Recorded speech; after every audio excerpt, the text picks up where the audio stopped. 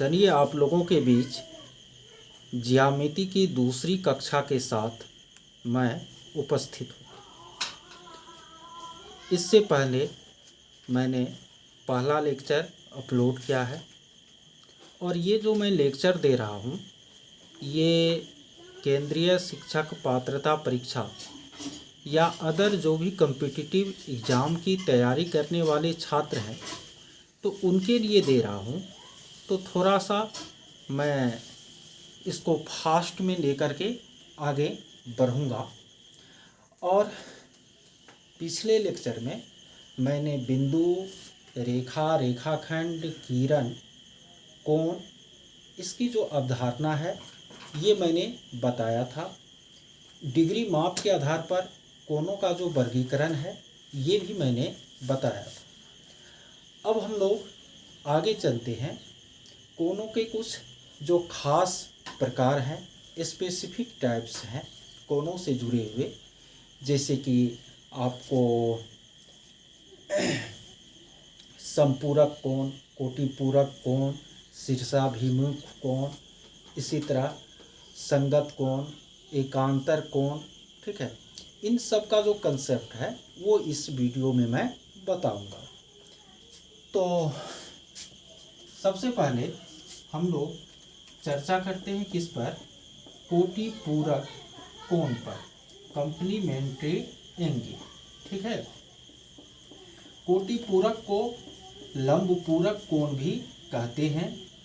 और आपको याद रखना है कि कोई भी दो कोण जिनका योगफल 90 डिग्री हो तो उसे हम एक दूसरे का लंबपूरक कोण कहते हैं।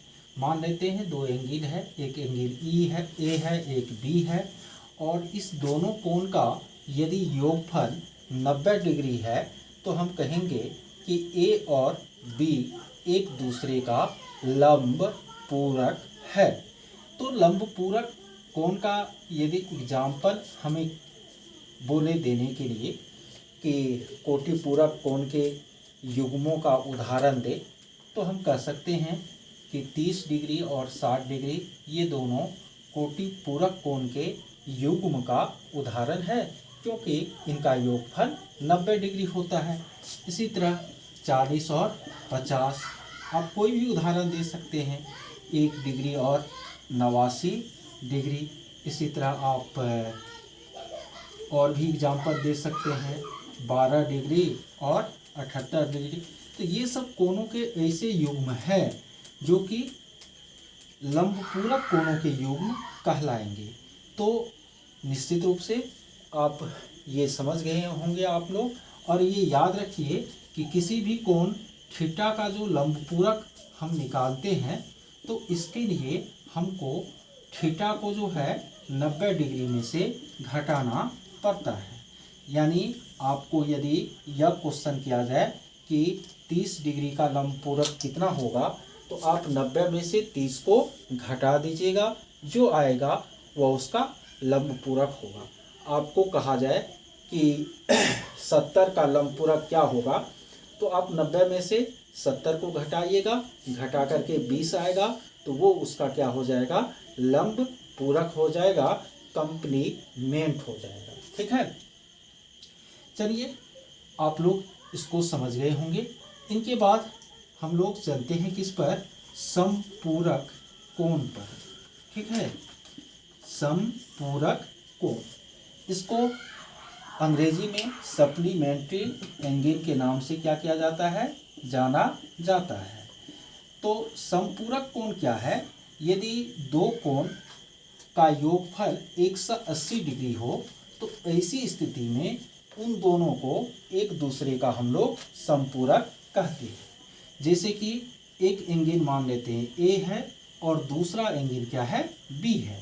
यदि इन दोनों का योगफल 180 डिग्री हो तो हम क्या कहेंगे कि ए और बी परस्पर क्या है? समपूरक ना। यदि क्वेश्चन ये किया जाए कि समपूरक कोण के युग्मों का कुछ उदाहरण दीजिए तो हम कुछ ऐसे कोण युग्मों का उदाहरण दे सकते हैं जिनका योगफल 180 हो। जैसे कि 40 डिग्री और 140 डिग्री ना। इसी तरह हम लोग 89 डिग्री और 91 डिग्री, कोई भी उदाहरण दे सकते हैं, 110 डिग्री 70 डिग्री, ठीक है।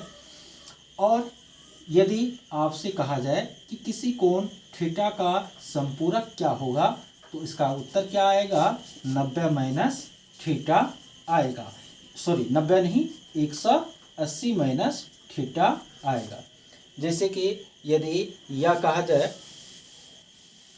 कि 70 डिग्री का संपूरक क्या होगा, तो हमको क्या करना पड़ेगा, 180 में से 70 को घटाना पड़ेगा।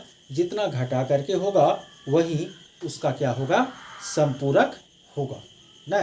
तो इस तरह हम लोगों ने समझा किसको किसको, तो कोटि पूरक को और समपूरक को। इसके बाद हम लोग चर्चा करते हैं रेखीय युग्म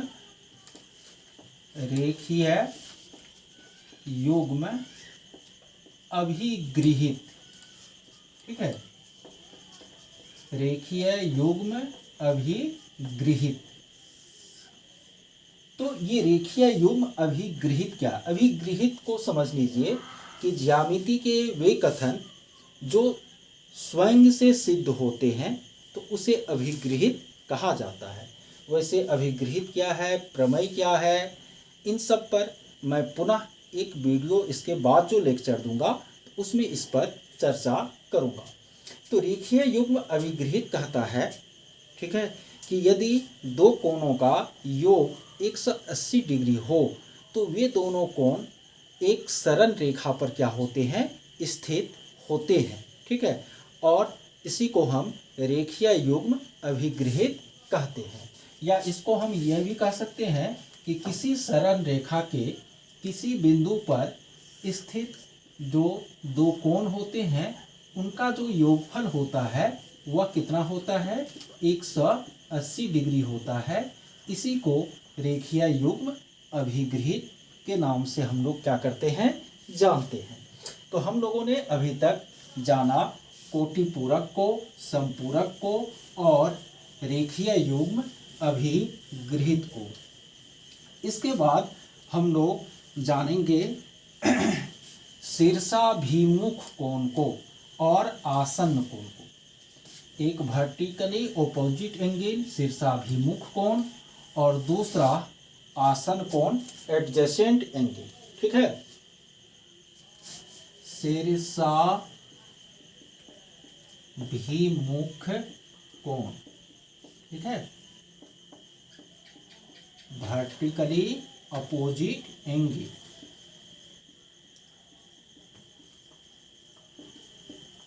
तो क्या है ये वर्टिकली अपोजिट एंगल, शीर्षाभिमुख कोण? जब एक सरल रेखा को दूसरी सरल रेखा क्या करती है, कट करती है, इंटरसेक्ट करती है। एक सरल रेखा को दूसरी सरल रेखा क्या करती है, प्रतिच्छेदित करती है। तो जो कोण आमने सामने का बनता है उसको हम शीर्षाभिमुख कोण कहते हैं। जैसे कि एक सरल रेखा यह है, ठीक है, और एक दूसरी सरल रेखा यह है। इस पॉइंट पर इन दोनों रेखाओं ने एक दूसरे को प्रतिच्छेदित किया, इंटरसेक्ट किया। तो ये जो आमने सामने का कोण है यह आपको शीर्षाभिमुख कोण कहलाएगा, ठीक है। इसी तरह ये दोनों कोण शीर्षाभिमुख कोण कहलाएंगे। याद रखना है कि शीर्षाभिमुख कोणों का जो युग्म होता है वह आपस में बराबर होता है, यानी ये दोनों आपस में बराबर होगा और ये दोनों आपस में बराबर होगा। एंगल x बराबर एंगल y और एंगल m बराबर एंगल n। क्यों होगा, तो हम रेखीय युग्म अभिगृहित से इसे क्या कर सकते हैं, सिद्ध कर सकते हैं। जैसे कि ये देखिए m प्लस y रेखीय युग्म अभिगृहित से 180 डिग्री होगा। इसी तरह m प्लस x भी चूंकि इस तरह रेखा पर स्थित है तो इन दोनों का योगफल भी 180 होगा। और यदि हम दोनों को आपस में घटाएंगे तो ये माइनस ये माइनस ये माइनस, तो y माइनस एक्स बराबर 180 में से 180 जाएगा 0, तो y बराबर क्या निकल जाएगा, x निकल जाएगा। तो कम से कम जो समझ गए इस कैलकुलेशन को तो वो तो ठीक है, नहीं समझे तो इतना कम से कम याद रखिए कि शीर्षाभिमुख कोण के युग्म आपस में बराबर होते हैं। और शीर्षाभिमुख कोण या वर्टिकली अपोजिट एंगल किसे कहते हैं, तो जिन दो कोणों का जब एक सरल रेखा दूसरी सरल रेखा को प्रतिच्छेदित करती है तो आमने सामने का जो कोण है उसे ही हम लोग शीर्षाभिमुख कोण के नाम से जानते हैं। चलिए इसके बाद हम लोग आसन्न कोण को जानते हैं। किसको जानते हैं, आसन्न कोण। लेकिन इस चीज़ को हम बताएंगे एडजेसेंट एंगल को, उससे पहले ये चीज़ मैं क्लियर कर दूं कि कोई भी जो एंगल है, ठीक है, जैसे कि यह एक एंगल है, ठीक है, एंगल के इस पॉइंट को मान लेते हैं हम O, इसको मान लेते हैं A, इसको मान लेते हैं B, ठीक है। तो यह जो एंगल है इसको हम तीन तरीका से निरूपित कर सकते हैं। या तो हम इसको एंगल AOB लिखेंगे, ठीक है, या हम इसको एंगल BOA लिखेंगे, या हम इसको सीधा एंगल O लिखेंगे। यानी जब एंगल के हम जो दोनों साइड है उसको लेकर के लिखते हैं तो जो उसका उभयनिष्ठ बिंदु है उसको हमेशा किस में रखते हैं, मध्य में रखते हैं। या नहीं तो केवल जो उभयनिष्ठ बिंदु है उसको हम लिख देते हैं एंगल दे करके, ये एंगल का साइन है ऐसे करके। तो इस तरह से हम तीन तरह से एंगल को क्या कर सकते हैं, लिख सकते हैं, ठीक है। तो हम लोग कहाँ थे, एडजेसेंट एंगल पर, आसन्न कोण पर, ठीक है, एडजेसेंट एंगल, ठीक है। अब ये एडजेसेंट एंगल क्या है, तो दो एंगल जिसका एक आर्म कॉमन हो, ठीक है, दो एंगल जिसका एक आर्म कॉमन हो, ठीक है, और अदर जो दो आर्म है वह परस्पर कॉमन आर्म के विपरीत दिशा में हो तो उसे हम आसन्न कोण कहते हैं।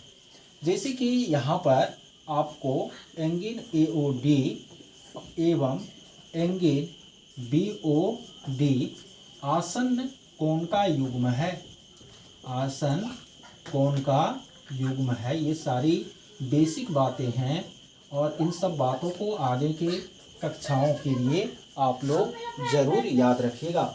ये आसन्न कोण का युग्म क्या है, क्यों है, तो यह जो एंगल बना है इसका दो आर्म है, एक है आपको OA, एक है OD, OA और OD। फिर यह जो एंगल बना है इसका भी दो आर्म है, एक BO और एक को OD। तो OD आर्म जो है दोनों ही एंगल में, इसमें भी और इसमें भी क्या है, कॉमन है। और अदर जो दो आर्म बच गया OA और OB, वह OD आर्म के विपरीत दिशा में है, तो इसलिए ये आसन्न कोण का युग्म कहलाएगा। तो इस तरह हम लोगों ने इस दूसरे लेक्चर में जाना कंप्लीमेंट्री एंगल यानी कोटि पूरक कोण, उसके बाद सप्लीमेंट्री एंगल, संपूरक कोण, उनके बाद vertically opposite angle, adjacent angle, ठीक है, और लीनियर पेयर अभिगृहित जो है इसको हम लोगों ने समझने का काम किया। अब इसके बाद वाला जो आपके समक्ष लेक्चर होगा उसमें मैं समांतर रेखाएं और संगत कोण, एकांतर कोण आदि की जो अवधारणाएं हैं उनको बताऊंगा। तो छोटा ये लेक्चर होगा और इसके द्वारा आपको जो कंसेप्ट है वह मैं क्लियर करूँगा एकदम जीरो लेवल से हाई लेवल की तरफ। ठीक है, तो आप लोग कमेंट ज़रूर कीजिएगा कि इस तरह से यदि मैं अब लेक्चर दे रहा हूँ, क्योंकि इससे पहले मैं क्लासरूम टाइप यानी बोर्ड पर टीचिंग नहीं कर पा रहा था। अब धीरे धीरे मैंने शुरू किया, ये 2-3 वीडियो आप लोगों को दिए हैं और इसका एक्सपीरियंस भी मेरा और बढ़ता जाएगा और अच्छी क्वालिटी के वीडियो मैं आप लोगों को अवेलेबल करवाऊँगा। ठीक है।